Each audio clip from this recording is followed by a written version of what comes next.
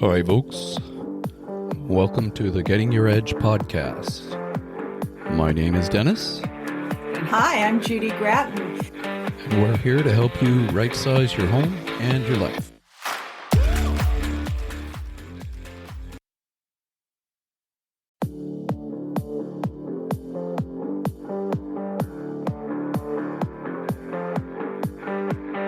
Hi, good neighbors, and welcome back to the Getting Your Edge, How to Right-Size Your Home and Life podcast. I'm Dennis Day, and I've got our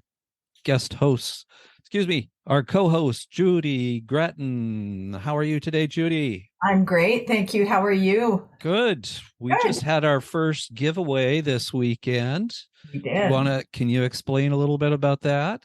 Well, we did a back to school relief basket for all of those parents that had to get kids off to school. And we had a winner, Amanda. We met her in front of PCC and delivered the basket to her. She loved it. It ends up that she works for the North Shore School District. So that was really fun. And we put that on video, and we did ask people, what would you like to see in the next giveaway basket? So we're waiting to hear that from people. Hey, well, we're going to give away another basket in October. Correct. So I want to introduce our guest. This is Erin Kershaw. Hi there. And she is with the Home Care Company. Is that correct? Correct. Yes, the Home Care Company and Senior Living Options. Okay. I represent both. And Erin's here to talk about something that's kind of tough on families, I would say, is that finding the options that work right for you or someone in your family.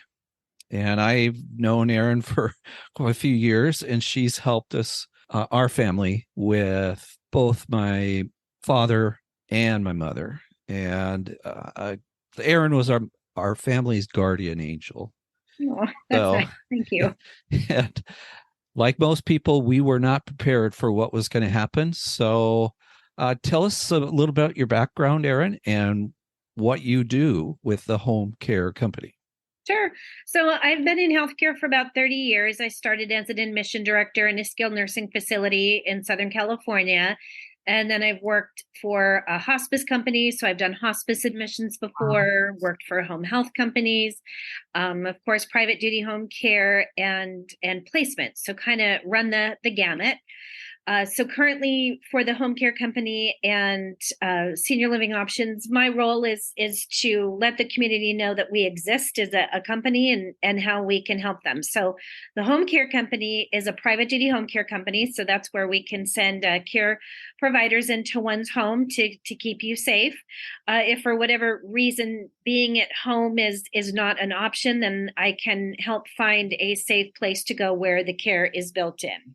What are those options? Yeah, so being at home with a care provider is typically, as you know, most people's first option or choice, really. Everyone likes where they live. They would like to stay home. So if for some reason you can't be at home with a care provider, then one option is assisted living, and assisted living can be a great option. They're not one size fits all. So typically in assisted living, you have your own apartment, you pay rent, and the rent covers your meals, your room and board, the bus that takes you places, activities, housekeeping once a week, and then they do an assessment and identify what your care needs are going to be, and you have your care costs. So you add those two numbers together, rent and care, and that's your monthly obligation. You can expect sometimes the rate of the room to go up and the care cost to go up as we get older and we're in an assisted living community longer. You certainly can see those rates move up. So that's a conversation to have as a family when you budget for that type of move. If you are to the point that you just need a smaller environment, more eyes on you, you need and want to control your costs, then the adult family home setting can be a great setting. Memory care can also be an option, and those can be freestanding buildings or a section of an assisted living where it's a secure unit for those that are experiencing any type of memory impairment and need to be in a safe place. Bothell has quite a few senior living facilities. over by the North Shore Senior Center. And I've been in a few of them. They're absolutely beautiful. In fact, I remember going into one and I was so impressed. I was like, I'd like to move in here today, have someone take care of the cooking and do that sort of thing. What should families and individuals look for when they're choosing the right home option for the unique needs and preferences of their family? Or maybe how do they determine what they even need? Do you help them make that decision? I do. So I often say if you aren't safe alone behind closed doors, you may not be a good candidate for assisted living. So that doesn't mean I don't like assisted living, because I do. And assisted living is often like a cruise ship that never leaves port, right? They have activities and a bus that takes you places and people that come in and give lectures and a lot going on. And that can be a wonderful setting for people that are in the stage of life where they can take advantage of that. They can get around well and they are late in life learners. So what I really like to drill down is what are the care needs? So if you are really the opposite of what I just described, if you are falling a lot, if you have advanced memory loss, if you need to be in a situation where they monitor you a lot because you have a lot of different health concerns, then you're probably better off in one of those smaller adult family homes. In all honesty, another thing that really dictates where people can go and should go is, quite honestly, their financial situation. Mm-hmm. So many assisted living communities do not accept Medicaid, which is state and federal resources. It's a welfare program. So if you run out of money, then you can live in most adult family homes and have Medicaid pay if you have paid privately for a period of time. But the bigger assisted livings, they really can't function on that reimbursement. So many of them don't take Medicaid. So I always tell a family, if you feel like you're going to run out of money relatively soon, then sure, I'll help you move into assisted living, but just know that we'll probably have to make a move to an adult family home that accepts Medicaid. So it really is something to pay attention to. So the two things that are, like I said, really important are the care needs, what really is best for that particular person in reference to their needs, and financially, how long can you sustain paying privately for any of the settings I mentioned? Can you explain what the difference between the retirement communities and the adult care family homes, just so people can kind of get a picture of you've kind of talked a little bit about the communities. What does the adult care family home look like? Yeah, so everyone is pretty familiar with assisted living. It's generally anywhere from small to very large size, anything in between building, and it will have a sign on the lawn. It'll say assisted living. They often have multiple floors, different size apartments, studio, 1 bedroom, 2 bedroom. They have a lot of common area spaces. Like I said, a bus that can take people places. So that's assisted living. The adult family home is a home that looks like any home we would live in. It's a single family home, and it's either built from the ground up, which I call purpose built, or it is a home that has been remodeled to be an adult family home. Mm-hmm. So the state of Washington says that you can have no more than 6 people. Some of them can accommodate 8 if they have a sprinkler system, they're in good standing with the state, and they need to meet some other criteria. So typically, depending on your budget, you have your own bedroom and you can decorate it any way you want. Anything that safely fits in the room can go there. And the model is typically to have 2 caregivers during the day and 1 at night. So it's a really good caregiver to, they call them resident ratio. So once again, those that just need more individualized attention will do well in these homes. They offer home cooked meals, snacks, coffee, water, all sorts of things in between. Like you said, they're lovely. Many of them are custom built homes and have been remodeled. They're stunning. Many of them also will have activities. Coordinators come in a couple times a week to do activities with the resident. They'll have musicians come in and play music. Certainly, if the resident is safe to go out with their friends and family, they can do that, and that's also encouraged. So it's a myth that there's nothing going on in an adult family home. I mean, it is definitely a more quiet environment, low stim, because memory loss is so prevalent as a diagnosis, whether it's vascular dementia, Alzheimer's, anything in between. A lot of these homes can be good for that diagnosis because, again, you're one of 6 residents, so it does tend to be a little more quiet. And for some people, that is really the better setting. So, what should families be looking for? You've mentioned the cost and the care. Anything else that you can add to that?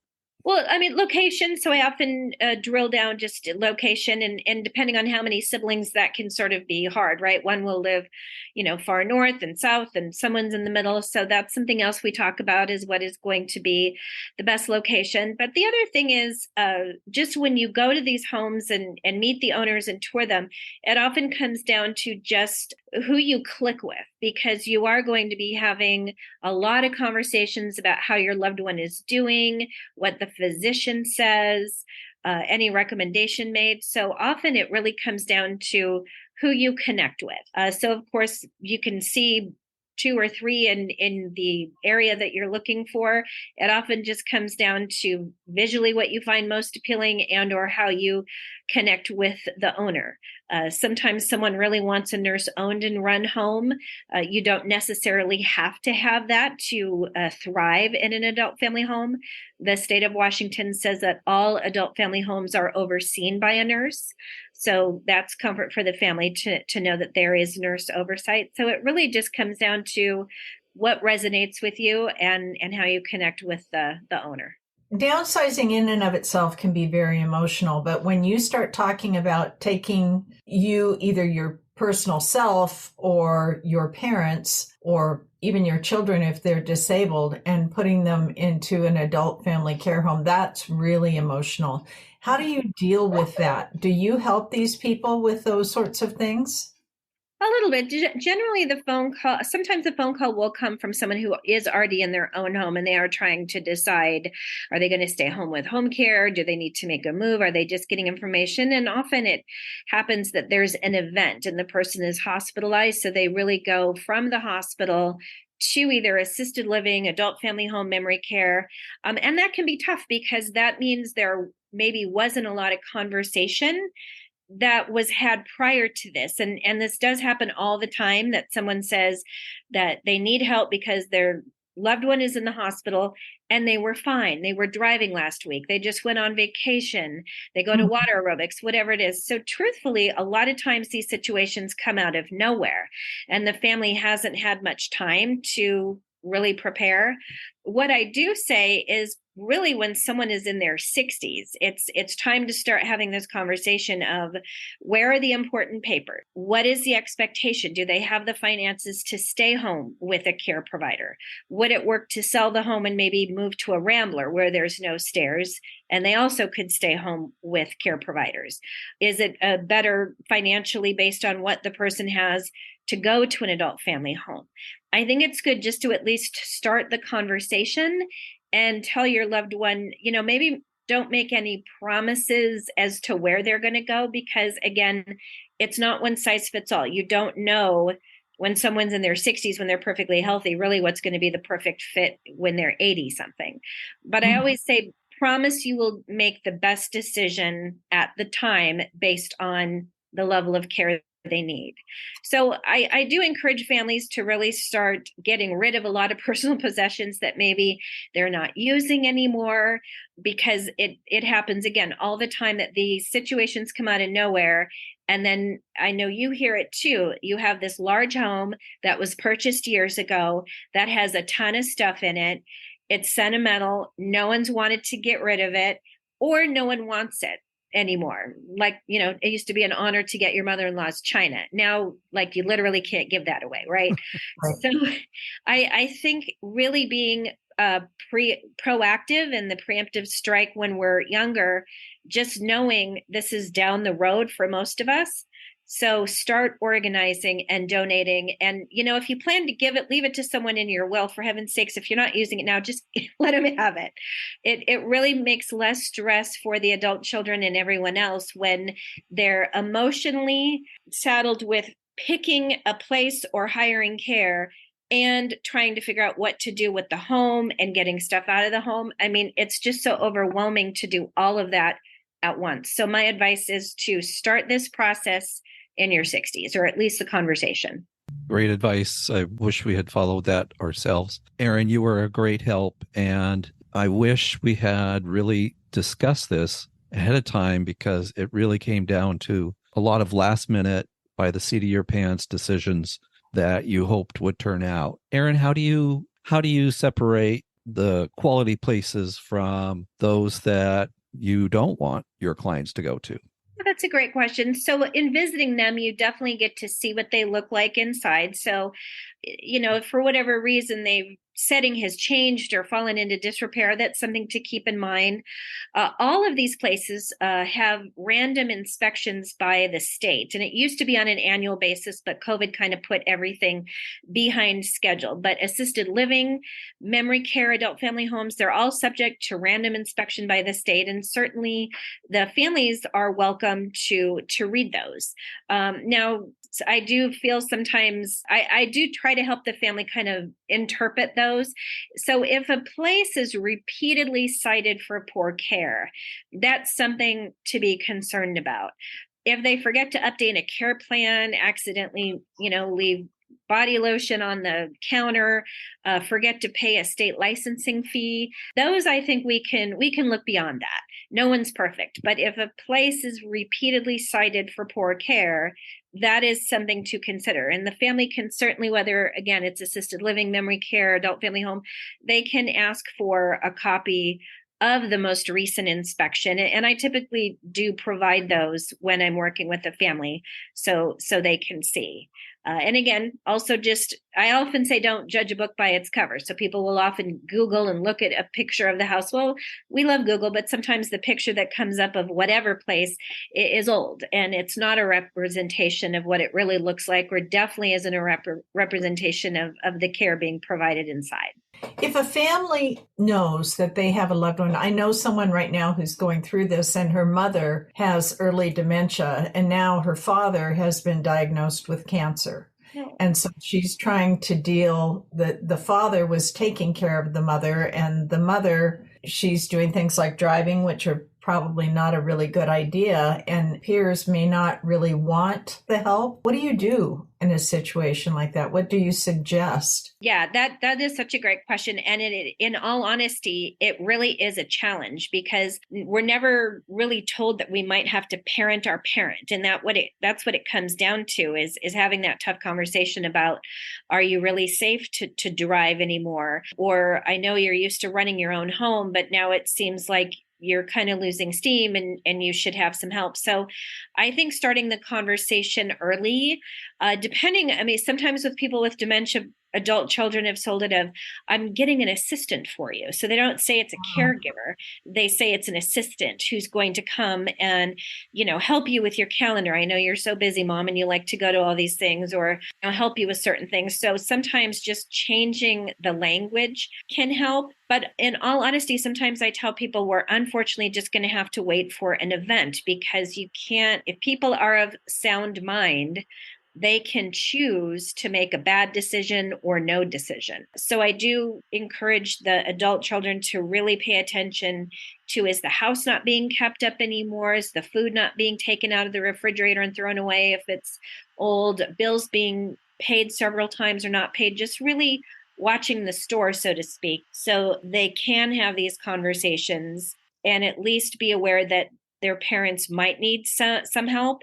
Because again, sometimes they just refuse to have it. They think they're fine. They're used to managing their own life.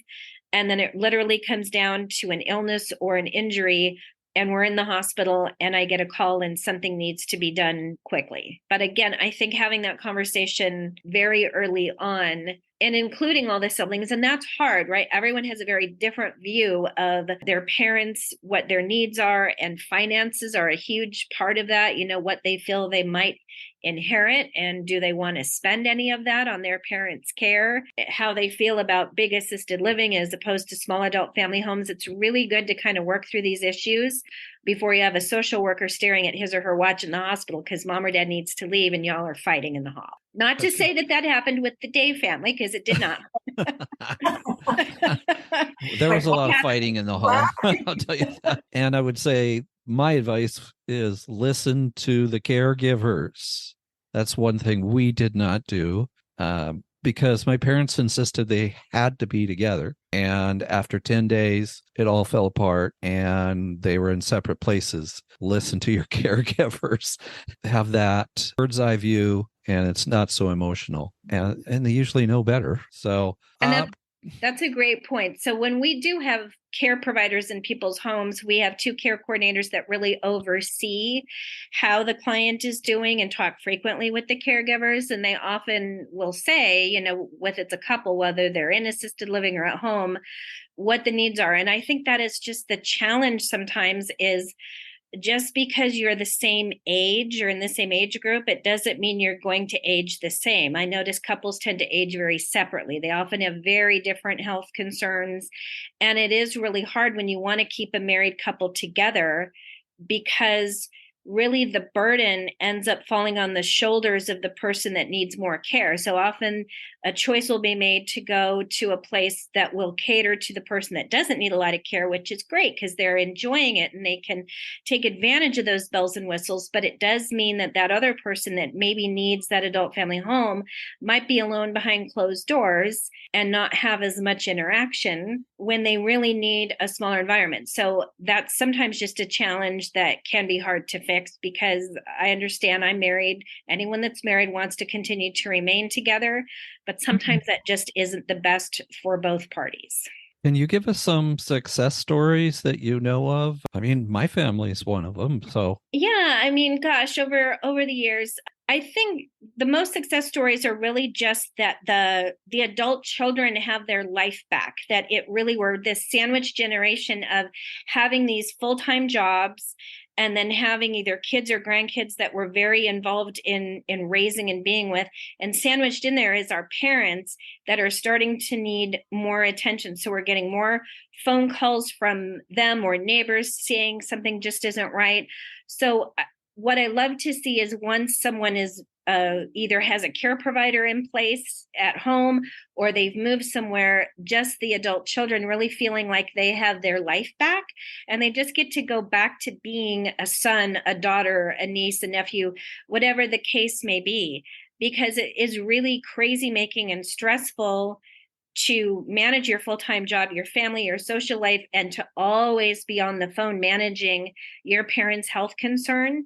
And I don't think that we realize how stressed out and tired we are in doing so until, again, a care provider comes in or they move to a place where the care is built in. And then, yeah, they get some phone calls here and there, but it's not the constant unwinding and managing someone else's life. So I think that tends to be the most rewarding is when I know that the adult kids can go out to dinner, they can take a vacation, they can be at work uninterrupted. They just finally get their life back. And it doesn't mean they don't love mom and dad, but it just means that you just can't continue to manage how it's been going. So I would say those are the big success stories. Those are the big when it finally happens. Oh, good. So in your experience, what advice or tips can you offer to listeners who might be considering downsizing for themselves or their loved ones in the near future?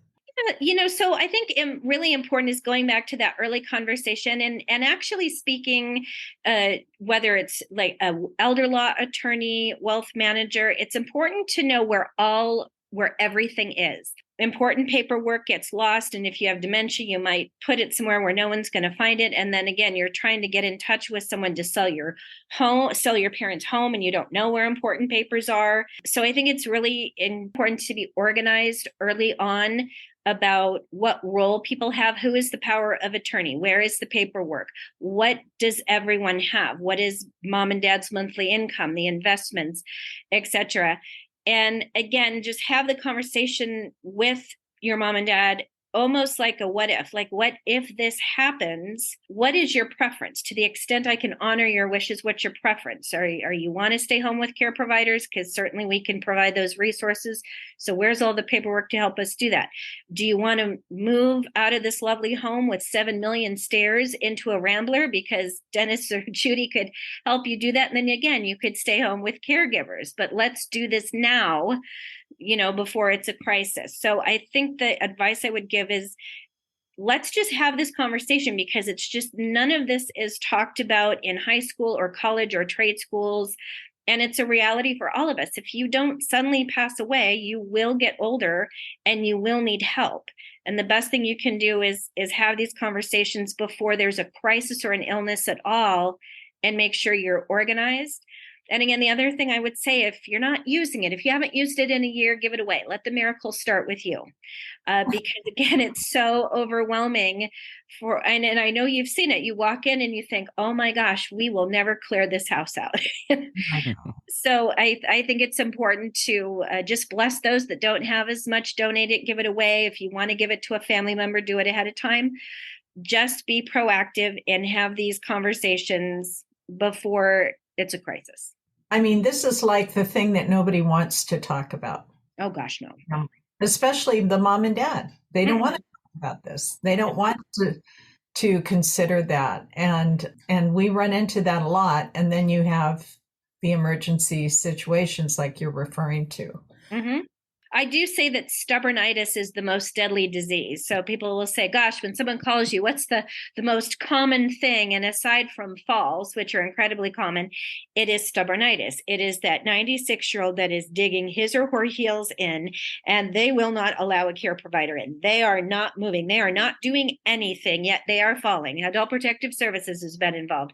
They are frequent flyers at the hospital. And sometimes you just can't solve that. That might just be a personality trait. But again, I think if the conversation starts when it isn't a crisis, it's just kind of, we'll take a light moment at a family dinner and kind of talk about this and get this settled. It goes over better, because I don't think anyone really wants to talk about being diminished and or not being able to conduct their life as they have. The generation that we're really caring for is a very frugal generation. Many of them were the Depression era, where 50 people had to tell you that your wash machine didn't work before you got a new one. Now Apple comes out with a new iPhone, and we have it ordered really not long after we got the last one. And they're used to often having multi-generations in the house. So we are excited about assisted living, right? Like you said, you want to move in there. There's a ton of stuff going on and lectures, and they go places, they see the tulips, they go to plays, like sign us up. The generation that we're working with now often is incredibly financially frugal and very much a division of roles. It was the man that was the provider and fixed things around the house, and the woman kept the social calendar and watched the kids. So she's not used to making big decisions without consulting her husband. Well, now what if he has dementia? And she's used to consulting him, and we're not going to get anywhere with that. So some problems I think we just really can't solve, but at least if we can be proactive and know that we could do some research or speak to someone like you guys or myself just to get the conversation started. And I always joke I'm your panic button. So I tell people, if they're not ready to have a caregiver or to move or whatever, just put my number in your phone. If something happens, call me even on the weekend, and I can help you. But it's, as you said, way easier if we can kind of stay ahead of it. So seniors, if you have children and you love those children, you'll have these conversations, and you'll at least try to prepare for this, because it is a huge, huge task, burden, and being prepared is so much easier than doing it after the panic button. Exactly. Erin, anything else you'd like to add?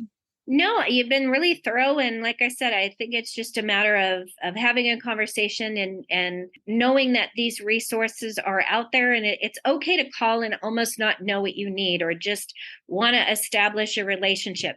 Same with you guys, is, kind of a coming soon. Maybe the house will list soon, or just what steps will I need to take if I want to downsize and have my parents move into a Rambler so they can stay together and have a care provider come in, or okay, maybe that financially isn't sustainable. So then what other options are there? So no, you've been really thorough. It just is one of those hard things in life that no one likes to talk about, but everyone will have to talk about. Erin, one last question was, compared to, say, a senior care facility with a small group and someone coming to your home, is there a great difference in cost in those? Yeah, so rates for And it can change, but rates for home care start at around $40 an hour. So that's having a caregiver come in. And I always recommend working with an agency. I know it's nice to have maybe a sweet lady from church or book club or the neighborhood, or a young person come in and help. And sometimes that works. Sometimes all they need to do is go grocery shopping for you and put stuff away. So that can work. But if you really do need care in the home, rates do start at around $40 an hour. And you certainly want to work with an agency that has professional liability and workers' comp insurance. And if the care provider can't come for whatever reason, they can sub someone in. And then for assisted living / adult family home, generally rates start around $8,000 a month and can go up based on level of care. So again, the financial piece plays a big part in it, because just like when you folks work with someone purchasing a home, you don't want to take someone down a financial road that is not sustainable, right? You want to know exactly what their down payment can be, what their monthly payment can be. You never want to see someone have to leave the home because they couldn't afford it. And I'm the same way. So that's why I really like to know, what's the big number? What is the amount that your parent has? And can they go the distance? Will they ever need Medicaid? And if so, then maybe the conversation is at some point to go to an adult family home that accepts Medicaid. If finances are an issue, well, then really all options are on the table. You can stay home with a caregiver, go to assisted living if they can meet your care needs, or certainly choose an adult family home. Thank you so much, Erin. Judy, You're you have welcome. any last words? No, I think you've covered it. Yeah. I just encourage people to really pay attention to what she said. Yeah.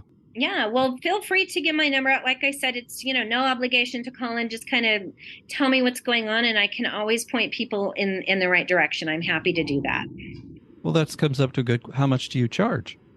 So my service is free, just to talk to you, or if I need to help find an assisted living memory care adult family home, that's free. You only end up, of course, paying the adult family home for their care, or a care provider to come in the house and provide care. But it doesn't cost anything to call me and just let me know what's going on, and I'm happy to point you in the direction that's going to work for you. Well, thank you for having me. Thank you so much for being here. And you're welcome. It's nice to meet you. And that's it for episode 23. Can you believe that, Judy? 23 episodes. I know. Unbelievable. I mean, almost a year. So thanks for joining us. I hope they have valuable information. We'll put Erin's information in the transcript and make that available, so that if you want to give Erin a call, she is a guardian angel, and she will help your family do the right thing. So thanks so much. Well, thank you. I've enjoyed being here. Thank you. All right. Bye-bye. All right. Bye, guys. Thanks again. Bye. Bye.